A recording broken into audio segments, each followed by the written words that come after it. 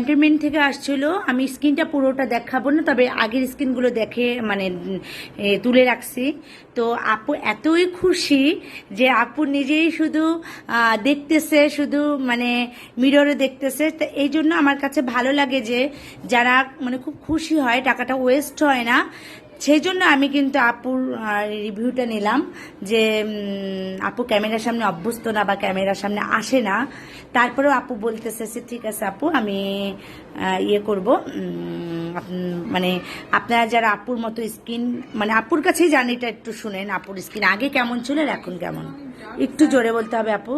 Skin অনেক dark circle ছিল, অনেক ডার্ক স্পটও ছিল, ব্রন ছিল, একনি কোন চেহারা কোনো উজ্জ্বল বা একটা সৌন্দর্য লাবণ্য কিছুই ছিল, র্যাশ ছিল, হ্যাঁ র্যাশ ছিল। এখন আবার ছোট ছোট তিল ছিল। হ্যাঁ এখন আলহামদুলিল্লাহ অনেকটাই সুন্দর, আর আমি অনেক স্যাটিসফাই, অনেক খুশি। আচ্ছা, আপুর কাজ অনেক সুন্দর, সবাই আসবেন। আর যে আপুটা আসছিল সাতক্ষীরা থেকে, তুমি তো দেখছো ওই আপুর স্কিনটা কত সুন্দর হয়েছে, তাই না? আপুর স্কিনটা অনেক সুন্দর, ক্লাসি স্কিন, হ্যাঁ। সুন্দর। আর তার স্কিনটা ব্রন ছিল, র্যাশ ছিল, হ্যাঁ, ছিল একটু কম, একদম মনে প্লেন হয়ে গেছে। আর তোমার তুমি কি স্যাটিসফাই আপু? আমার স্কিন তো এক কথা বাজে বললেই চলে, এখন তো আমি অনেক খুশি। ও না,